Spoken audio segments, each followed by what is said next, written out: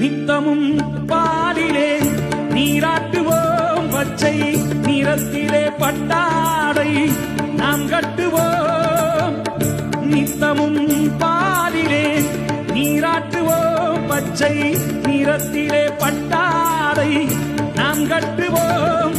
திருநீரின் தத்துவம் தந்தை என்போம், அதில் திகழும் குங்குமத்தை அன்னை என்போம்.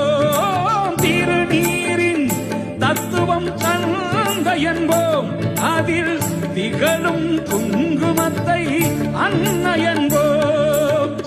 சந்தனம் மணக்குது, கற்பூரம் ஜொலிக்குது, சந்தனம் மணக்குது, கற்பூரம் ஜொலிக்குது.